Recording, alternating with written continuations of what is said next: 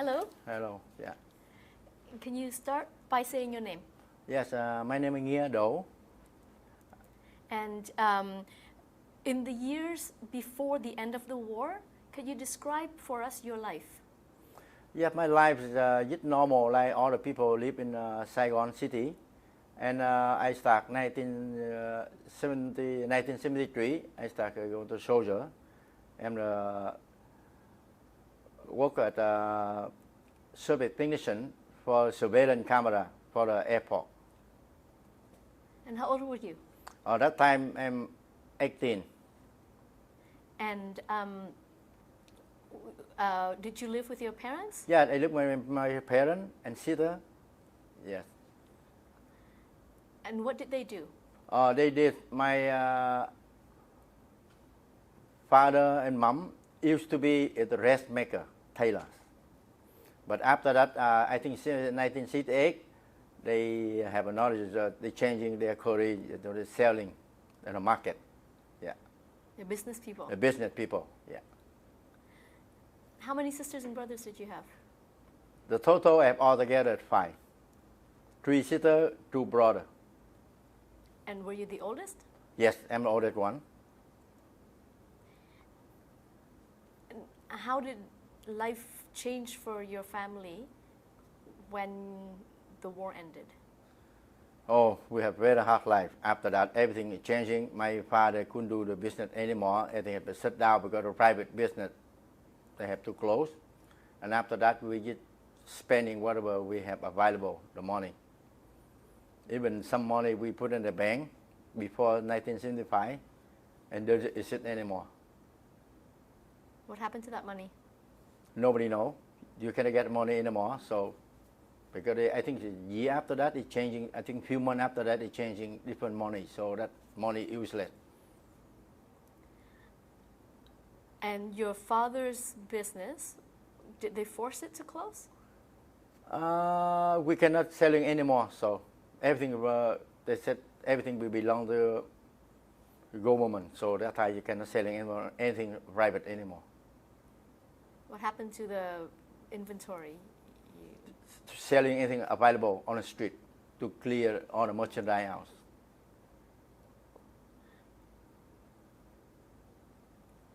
And you were in, you were a soldier. Soldier, but I'm a little bit good luck. After 3 weeks, the end of the war end, I come back work. I become worker for communists. So you went to re-education camp for 3 weeks? Nah, I did not. After 3 weeks, I go back to Air Force, Air Base at Saigon to work. For the communists? Yes, I become a regular worker, not a soldier. But doing the same kind of work, like yes, same kind of at work. the airport? Yes. So you got money? Get money. And when did you decide to leave Vietnam? That my father planning for us. We tried to escape few times. I'm lucky because me and my brother, they let us 2 times. The second time we go through. What happened the first 2 times?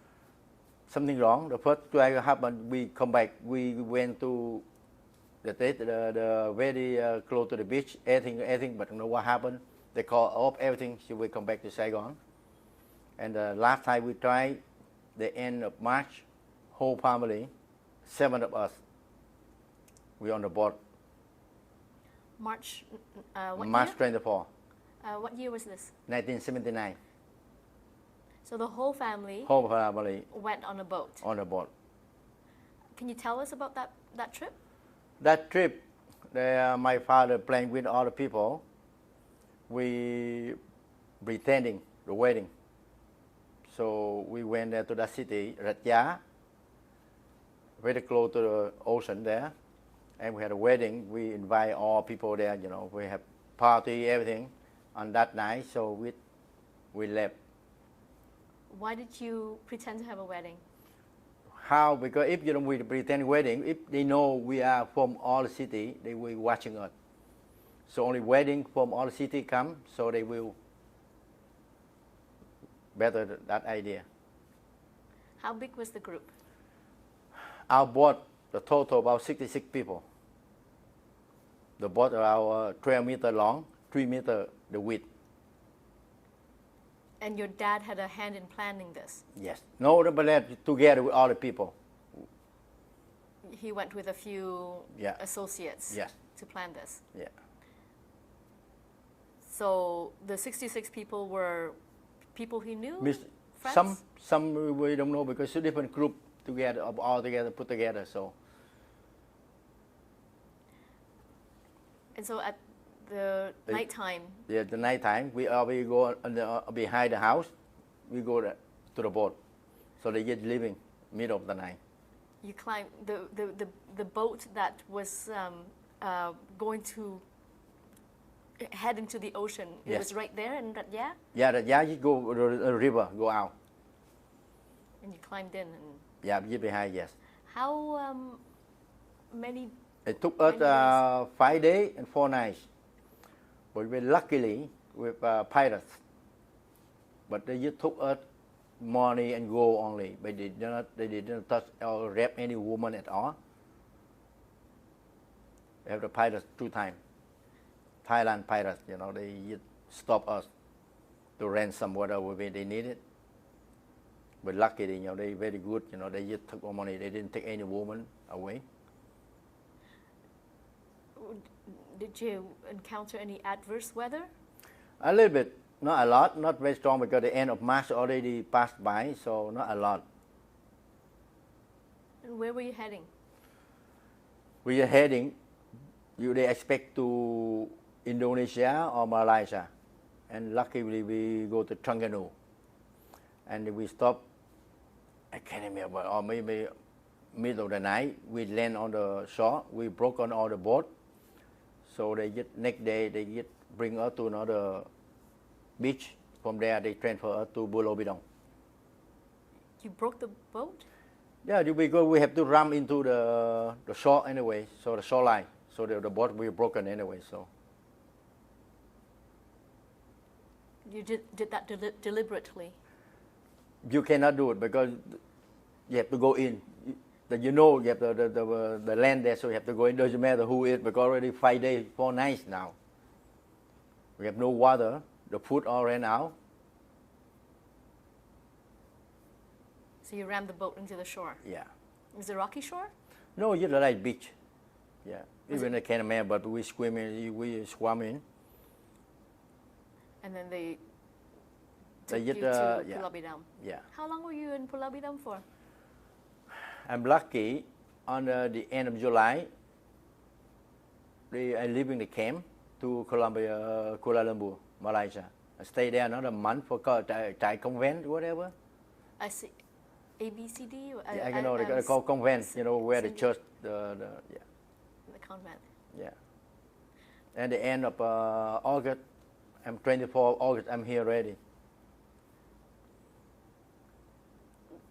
What were the conditions? Could you describe the conditions of Pulau Bidam at that time? At that time, I think every day about 500 people come every day. So a lot at that time. It's about 35,000 people at that time. That 79, and many people will come. So.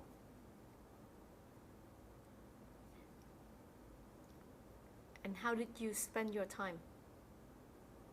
Every day, you am a man that time, so you men in the family, every day, come down to get water, collect some food from United Nations, and all the time, if we want to have a little bit money extra, we go up to the hill, chop some wood, bring it down to cook for people, cut it up for selling to people to make the wood, firewood to cooking, for cooking.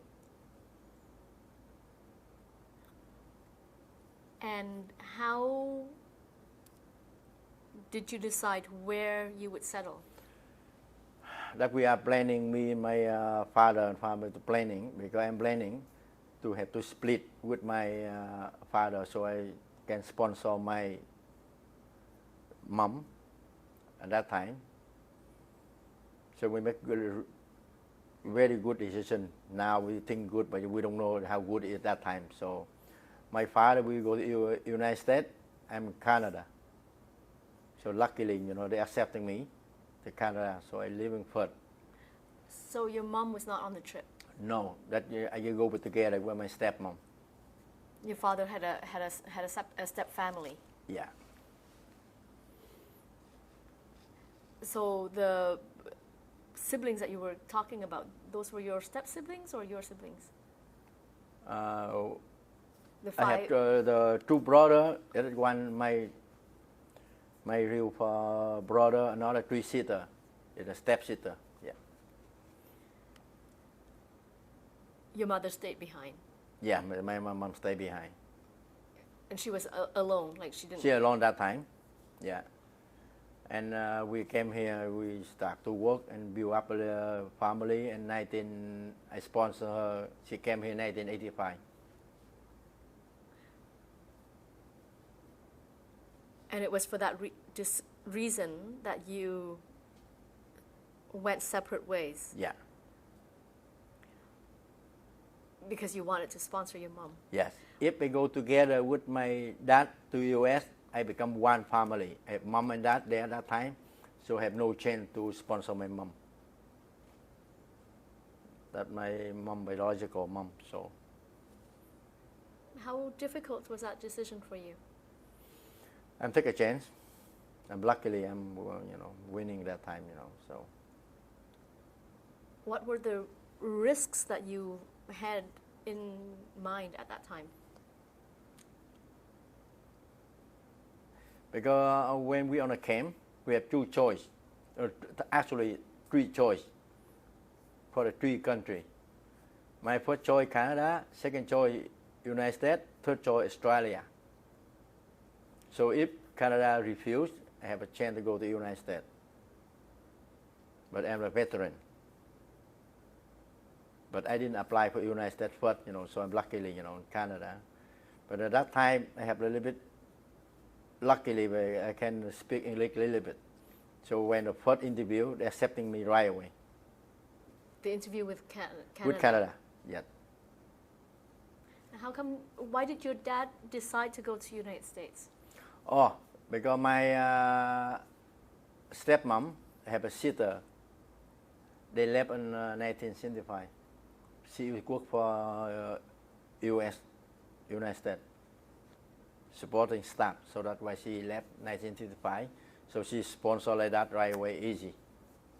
Where did they live? Actually, they live in Biloxi, Mississippi, when I arrived there.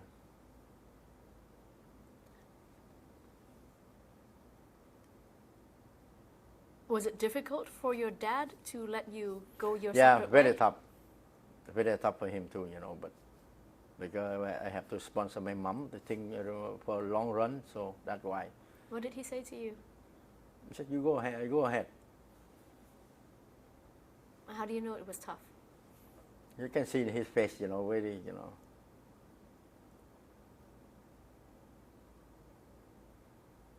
I live in her for even still alive now. He's 93 now, so. What do you think his worries were at that time? I know he very tough that time, but I couldn't very hard to see, because he know everybody can live, you can live too, so he know I can handle, so.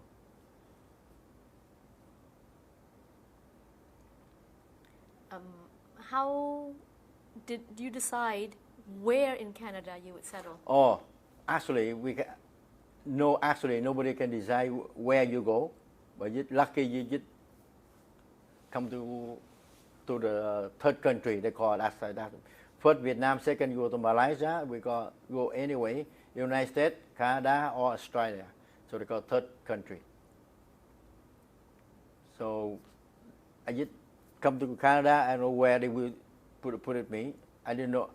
Honestly with you, I don't know where Toronto either that time. Or Edmonton, Vancouver, nobody know. How did you find out which city you would settle in? We don't know nothing until they landed to Montreal. And from there, they flew me to Toronto. Toronto had to flew another plane, go to London, Ontario. From there, someone picked me up, bring all small town St. Thomas. Only 20,000 people at that time, 1979. What were your first impressions of Canada? When I first came there, and so many people welcome us, take a picture taken, some people from the church, some people from government, I don't know who it is, but finally, they put us in a motel. And after that, I find out, I was supposed to be sponsored by the church. But I find out 7 members, but 4 family, all men. So they give back to government to looking after us. What do you mean they did not remain sponsors? No, but government sponsor becomes government sponsor now, not the church. Because the church, they expect family of 7. I have the paper family 7, but when you landed, 7 men, all young men, 7. So I stay for a week in a motel. So after that, the woman, they start some people go directly to school. Some people go to work right away. So your group was of 7. 7 men, included you and your brother? Yeah, and another one is single. 2 single. Another one is 4. Altogether, actually 4 family, 7 people. So strangers to you? They're all strangers, but they're all men. And the church group No, wasn't prepared to deal with that? No, they didn't deal with that. So because they expect family with a mom and dad or this young kid. Did they provide you with any assistance? Oh yeah, during that and time? me, my brother, were surprised. They give me to go to school for English, and they give to me I think $80 a week. But my brother had to go to work, and plus he had to pay his school too. No, he didn't have to pay his school, but he had to go to school. This was under the government sponsorship program? Yes. They enrolled you into school? Doing a 6 month English second language. Both of you? Your brother was a younger brother? Yes, but he asked him to go to work. Why? But not me. I can't find even now. Half of my group go to work, another half to go to school. Yeah. What kind of work did they do? You washing the dishes at that time, mostly. You know English required, so you wash the dishes at that time. And your younger brother also went to ESL? Yeah. While doing washing dishes? Yeah. Full time? I think he was part time. After school. But I'm full time school. And coming home do nothing for 6 months. And what happened after that? After that, I'm asking to go back to college. And I said, no, you have to go to work to make money to return the money, airline ticket. I think $750 for airline ticket at that time. I said, no, I need you need to go to work. So okay. So they find a job for me, not far away where I live. I work in a greenhouse. That time March. So I worked in a greenhouse for a few months. And that time my brother, they left the city to go to Toronto, Mississauga. Better job, a little bit extra money more. So after 3 months working for the greenhouse, together we go to Mississauga to work.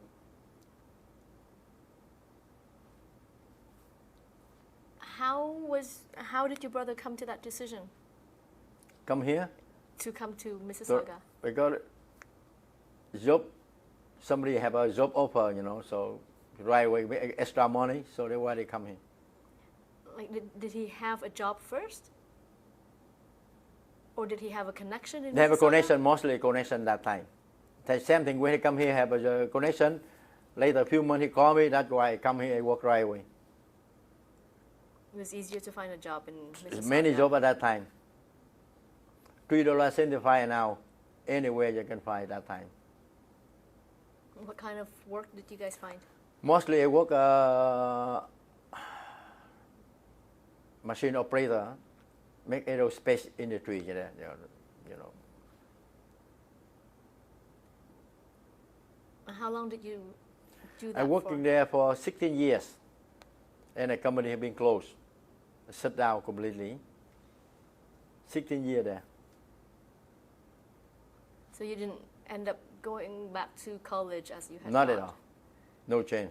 So And you didn't go back for additional English as a Not at second all. language training? No. But your career was 16 years, Yeah, 16 years there. stable job. Yeah. And after that, I go back to college another 6 months.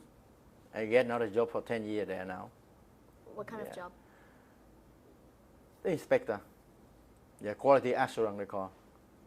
Yeah, I worked there that kind of 10 years. And when did you manage to bring your mother over? 1985? Was that during the first 16 years at the... No, yeah, that time. And my mom came here, I think only a year, less than a year. She working for McDonald's until she's 65, she retired. How old was she at the time? She came here about 55. She went to 65, McDonald's. Just cleaning around. Yeah. How long did it take for you to feel at home, settled in, established?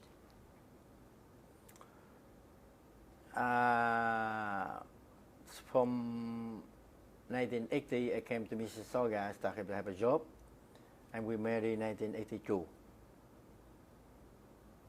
And that time, we both of us working, and we still live in an apartment. So a friend of mine, they bought a small townhouse. I said, why you don't buy the townhouse beside us? You're thinking, if you cannot afford it, you sell it. You make lucky, you make even. So okay, so 1984, I bought a townhouse close where I work.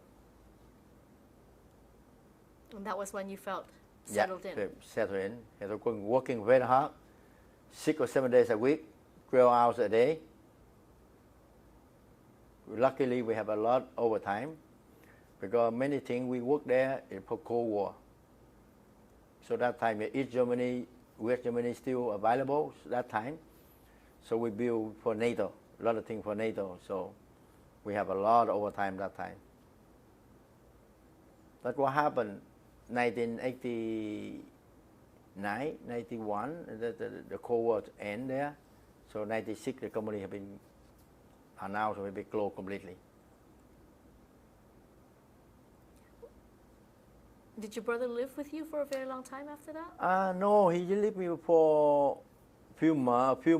For, after that we married, he married too, so we have separate family.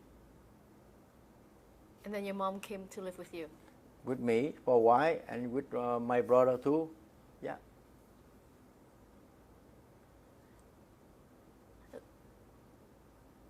So looking back, what do you think of the life that you've made here in Canada for you and your family? We're lucky we make a good choice.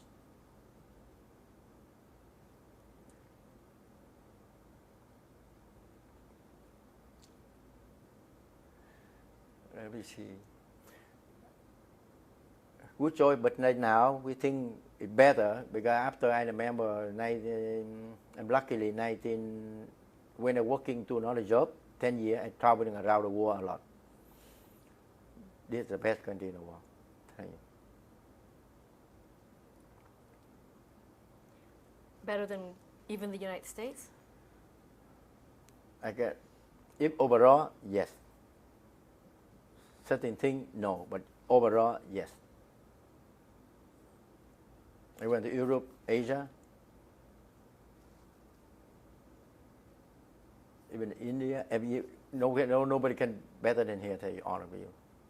From the education, you can open the tap water you drink. Not many places around the world you open the tap water you drinking. Best of the air you breathe here. What were the obstacles that you faced when you came? The English, the language. But the language. But I'm lucky in the first 10 months, when I first arrived in Canada, luckily I living together with the Dutch, the Kenyan family. I'm alone there, and with the husband and wife, so they have to communicate with them in English all the time. When was that? 1979 and 1980, that time, very early, but very hard that time, so. And plus that time, our group, when I arrived there in 1979, the first boat people come to that town. So wherever we go, they know us. So special some church, they know. Every Sunday they come, they pick us up, go to the church, and bring them home for lunch. And after lunch, play a little bit and go back to the church, and they bring us home. Every Sunday for a few months like that. Even if they were not sponsors? No, they are not. They're still involved? They're involved. They want to know who we are. They want to learn our culture. That's how, we communicate with them, and they learn from us, and they learn from them, so. And how did that help you? A lot. That's a lot. The way I live, almost like real Kenyan. The game they play, before they have lunch, what they did, what they have to do, and after that.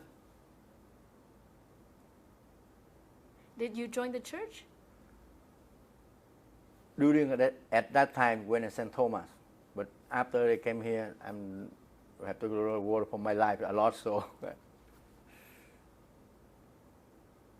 Did any of your group stay in St. Thomas, the 7 people? None of them.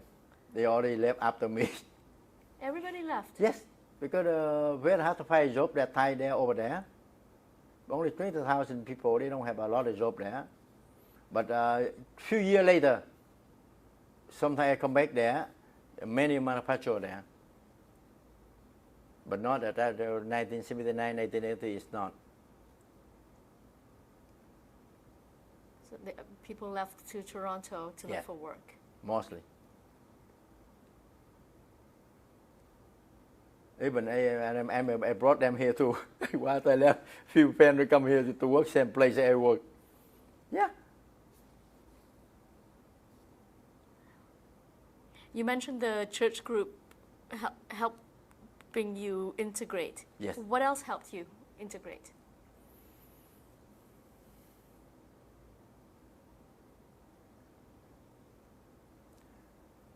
Mostly that time when I come here, when I work in afternoon shift or almost 16 years where I work in Mississauga. I work afternoon shift, and luckily I can listen to radio a lot. I listen a lot of English. I cannot talk a lot, but I listen a lot different accent, because when the people phone in talk show, so that's the best way you learn it from there.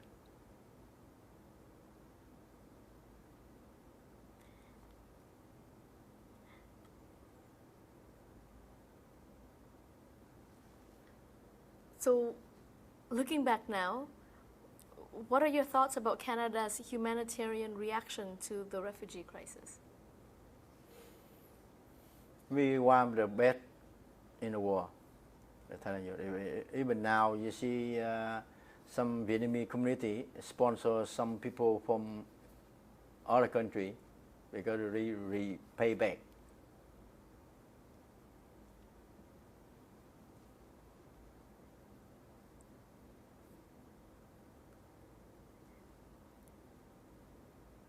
So are you involved in any of that group, any of that sponsorship I'm not programs? involved, you know, but I have been fundraising a little bit for them.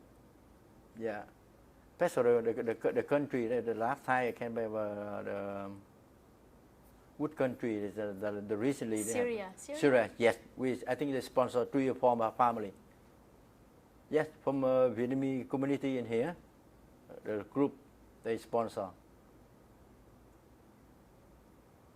I think 3 or 4 family. It's a tradition that continues. Yes, tradition continues. Do you talk about your experiences of war and resettlement with your children?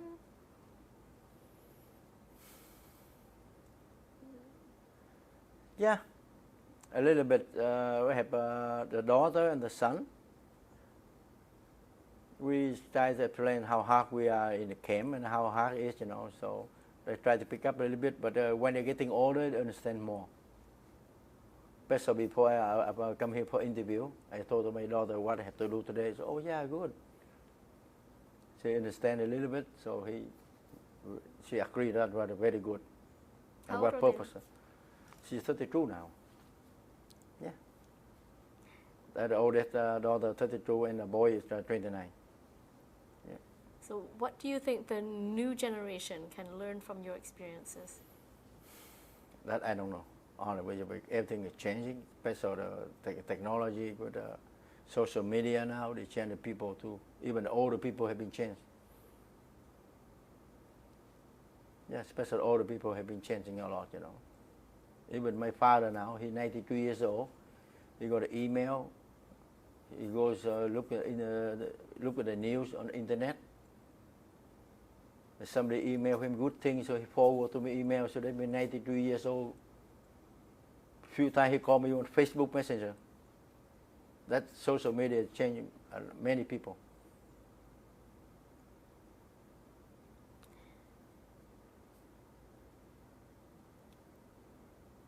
So, and what can future generations of Canadians learn from the experience from Canada's experience of bringing refugees over? I think it's generation by generation. You know how many years there? Canada is all immigrant. Even in the last 100 years, mostly the immigrant here by boat, by plane. The people from Europe, they can by boat, the immigrant here too. So every year, you know, so they need new immigrant every year. Example like me, I buy one piece of furniture for 30 years, I don't buy new one. So who have a furniture store? So they need new immigrant to build. Some job now, if you ask me to do, I don't do it. But you have the new immigrant, they need come here, so they need money so for themselves, so that's why I can work any job. The same like me 40 years ago, I do anything when I had the money. My bread on the table, I have to do everything. Everything is legal to put my bread on the table. The same like new immigrant. That's why I see some new immigrant here, and I'm happy that I'm here too. Because that's exactly me 40 years ago. I'm happy in the country. I'm working very hard to buy this, buy that. So.